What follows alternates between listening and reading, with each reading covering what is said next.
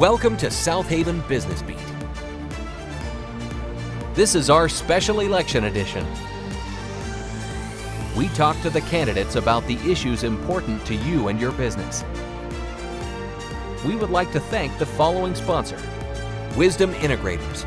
Are you a business owner and is technology getting in the way of your business? If your computers are slow, your website is horrible, or your business needs more efficiency, then it's time to reach out to Aaron Kozort and Wisdom Integrators. And now here's your host, Aaron Kozort.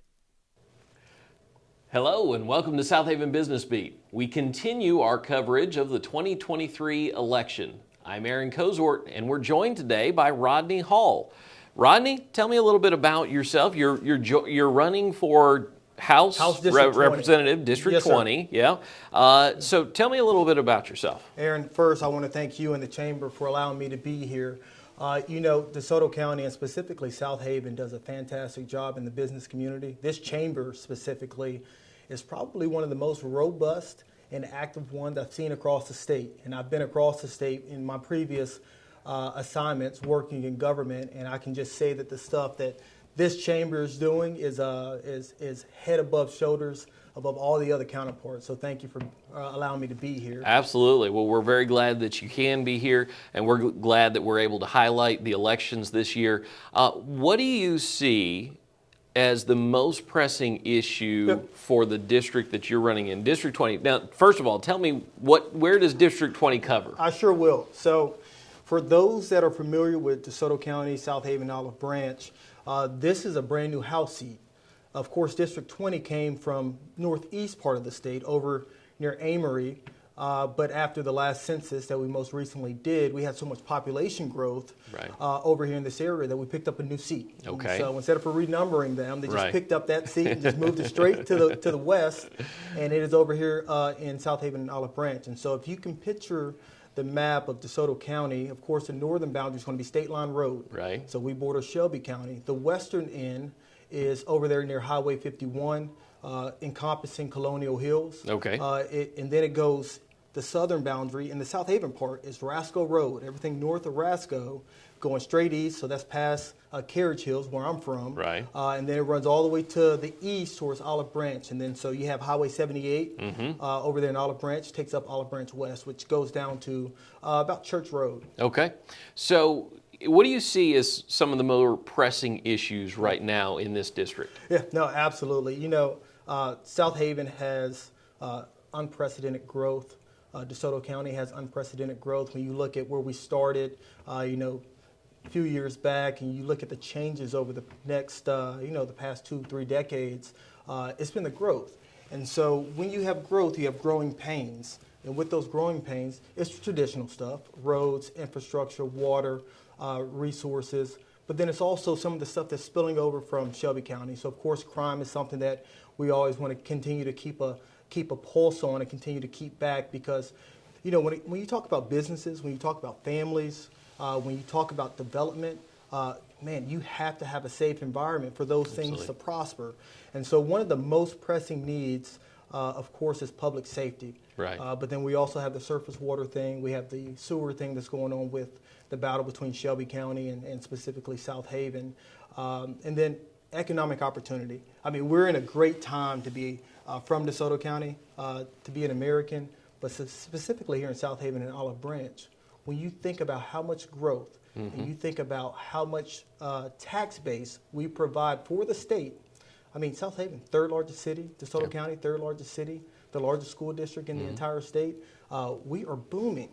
But with that boom, the only way we can capitalize on that is if we set the conditions for that economic boom. Right. And so the chamber, they're doing a fantastic job bringing in all the partners, making a community for businesses. But now the government needs to do their part. Right. They need to help relieve some of these burdens, specifically when it comes to taxes and when it comes to setting the conditions for economic growth, so that our business leaders, they can do what they do best, which is lead. What do you see as the primary role of a House of Representatives individual. Yeah, no, absolutely. We have a mighty fine government, and our founding fathers, they did a fantastic job about setting up, when you think about our Constitution. And I bring that up because a lot of people, they look at what they see on TV, whether it's Fox or CNN or wherever they get their news from, and they look at Congress and they think Congress sets the tone down here in the state. But that's not the case. The way our Constitution's set up, the federal government, they have limited power. Mm-hmm. The state's plenary power. And so we have to look and see what they're doing up there in D.C., inside the Beltway, but we have to understand that we set the tone down here. We have that authority because that's the way our government's set up. Right. And so as a representative at the state level, we have plenary power down here. Mm-hmm. We have so many opportunities to remove burdens, to set the conditions for business growth, and to ensure that everybody, all of our citizens, are set along a path of safety and prosperity in order to continue that growth, in order to move the ball forward when it comes to things like education, medical, poverty rates, economic growth. All those things are encompassed, and that's at the state level. Right. People look at Congress, but they don't have a say in that. Right. We do. Right. That's on us. And so that is the biggest part of what we do down in Jackson and what I'm looking to accomplish when I go down to Jackson. Right. So what was the decision-making process for you to decide to run? Yeah. I grew up wanting to be just like my dad. He's a soldier. He did 25 years. My grandfather, he went to Vietnam. He was also a soldier. And naturally, when I turned 17, my dad, it was like another Thursday. And I was like, hey, Dad, when am I going to MEPS to join the Guard? And so I joined the Guard at 17. My lifelong dream was to be a soldier, to lead troops. I wanted to be an airborne ranger, an infantry officer. I am that. I accomplished it. I'm still serving. Been in the Guard here for coming up on 20 years in the very near future. And so that was my desire. I wanted to be a soldier. I wanted to lead men. I wanted to go to combat. I just thought that represented the best of the best. It wasn't until I started working for Congressman Trent Kelly, which is our Congress member up in Washington, working with him over the past few years, and I just saw that, man, there were so many opportunities that we were missing out on. And a lot of other delegations, they do a fantastic job, but you cannot, and this is at the federal level, they can't unilaterally say, hey, I'm going to go give this to DeSoto or Tupelo or the coast or anywhere. Somebody has to ask for that. Right. And what I saw are local leaders. You think about some of our mayors and aldermen. You think about specifically over there in Olive Branch. DeSoto County, the supervisors, they did a fantastic job of asking for things that they needed. Mm-hmm. But I never saw a representative ask for anything. Mm-hmm. I never saw a representative try to address anything. And so with that huge gap, and they were going down to Jackson trying to fix the same issues. Right. And I was like, man, somebody is getting paid for that job. Right. And so I saw that gap. I was disappointed that, we were leaving so much on the table as far as for Mississippi specifically, and that made me jump in the race. Okay.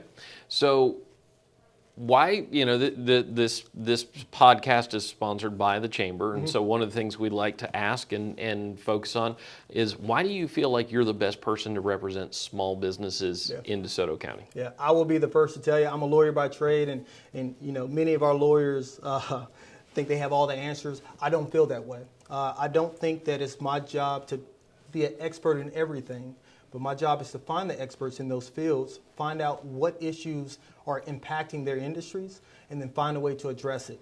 One thing that I'm very passionate about that I love legislation. When I was in Congress working for Trent Kelly, I used to read the congressional record every night. Mm-hmm. Every bill that came out, I, along with my team, when I was serving as the legislative director, I would take my team, and I don't care how long the bill was, we would read it from cover to cover. Right.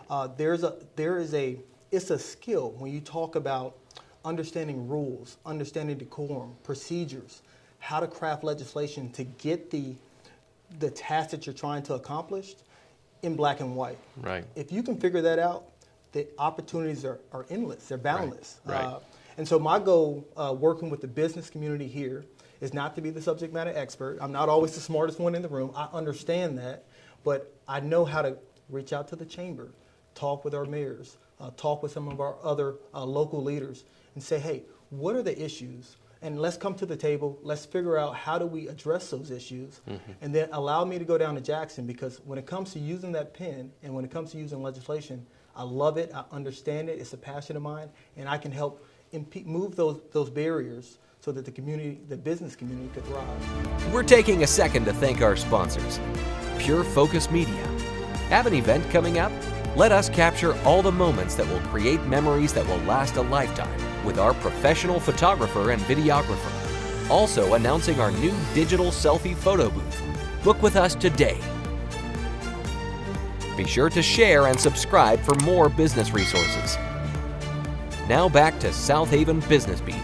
What do you feel as though, and I think we've already kind of touched on it, but just kind of draw that thread together, what do you feel is the job experience that makes you qualified to hold this position? Yeah, absolutely. So, I've worked in 3 separate Congresses, the 114th Congress, the 117th Congress, and the 118th Congress, all doing legislation. I've been a senior staffer for Congressman Trent Kelly most recently, and so when you talk about understanding the rules, procedures, or understanding how to work in a bicameral legislative government, and when you talk about drafting legislation to address minute and broad needs, right?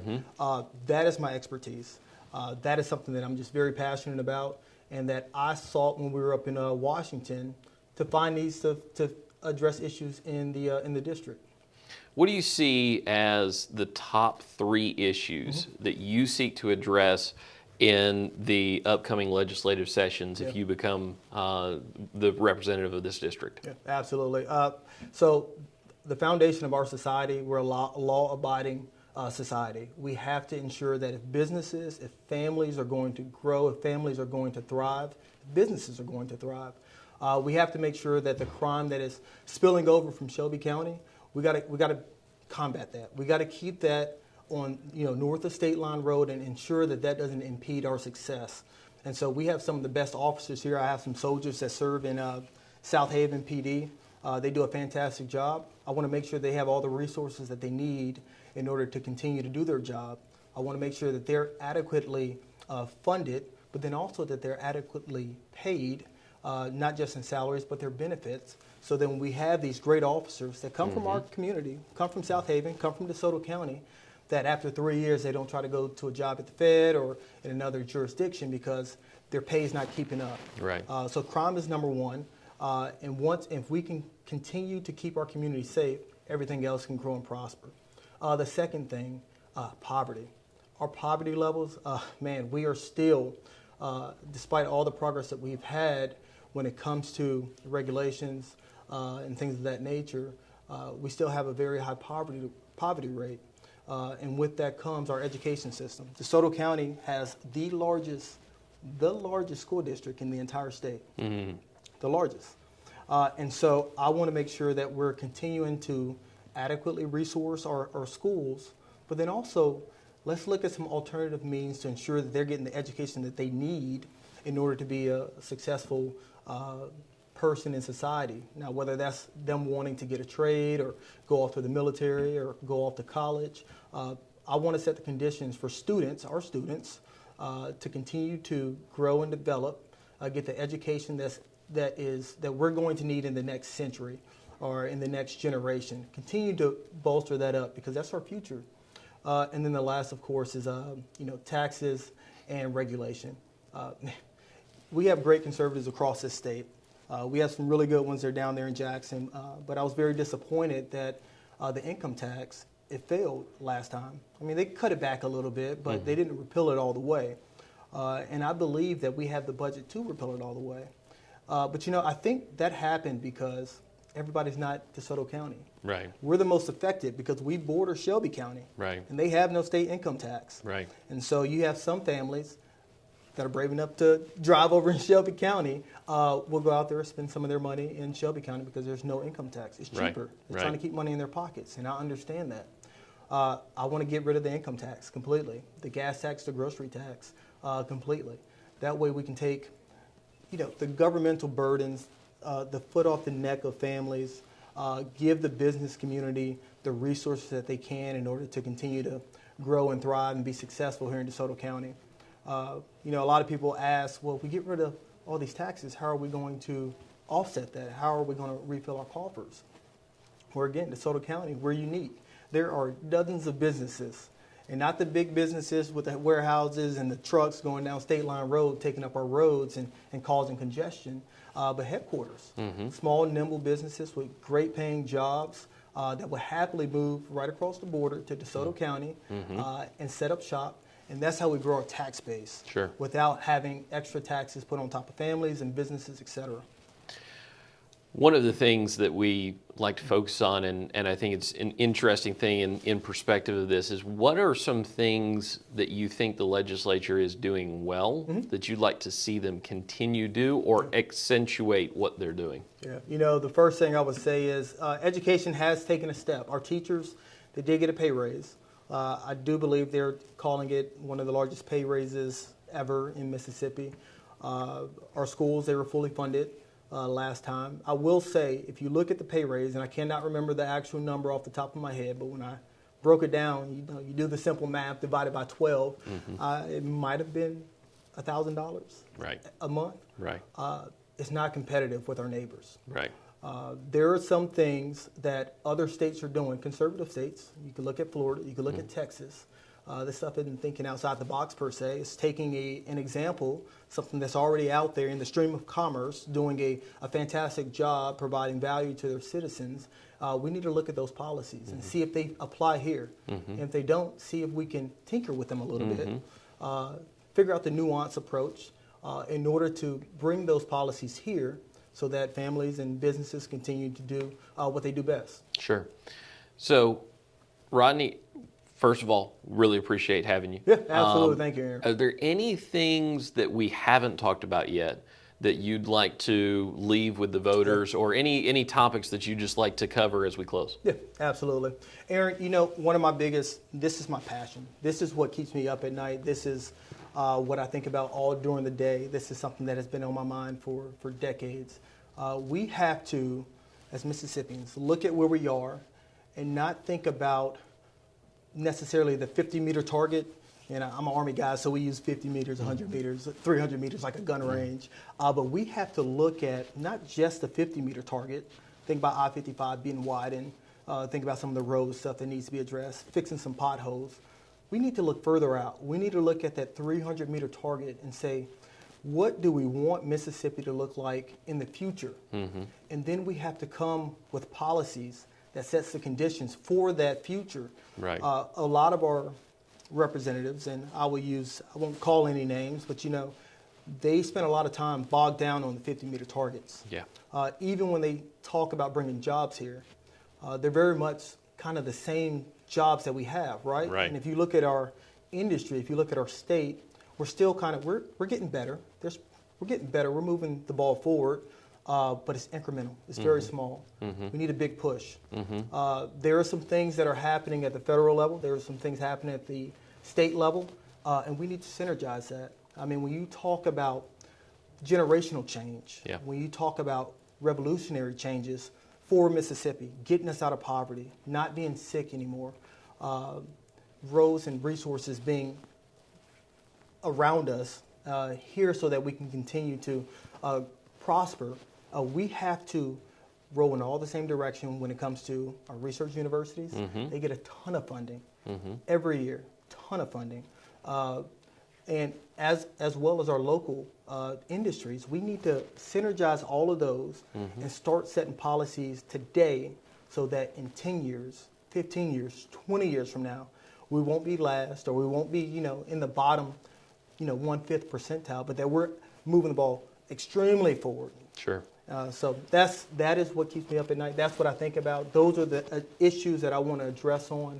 And we have the opportunity. We have some of the finest people I've ever seen. I've been deployed a couple times, Afghanistan, Syria. I've lived all over the state of Mississippi. We have some of the best citizens here. I feel very passionate about that. I'm happy for that. But the government has to do their part to ensure that they're in a better position tomorrow than they are today, and that their children are in a better position later down the road so they don't have to leave and go all out to find the economic opportunities. They can come back here, we can maintain our values here, but then also have that economic growth and opportunity for everyone to kind of enjoy in the fruits of our labor. Well, Rodney, we really appreciate you coming And we appreciate you joining us for another episode of South Haven Business Beat as we continue our coverage of the 2023 election. We hope you'll check out all of the videos and watch all of the videos that we've produced in this series. Learn more about the candidates before you go vote, but most especially, go vote. Thank you again, and have a great day. We would like to thank the following sponsor, Follow App. The Follow App is the long-term solution for networking, instantly connecting you to those frequently missed opportunities to find the right referral partner or new client to grow your business. Thank you for listening to this episode of South Haven Business Beat. This podcast is brought to you by the South Haven Chamber of Commerce. We know relationships create commerce. Thank you for joining us. Like what you see and hear? Please tell others and subscribe.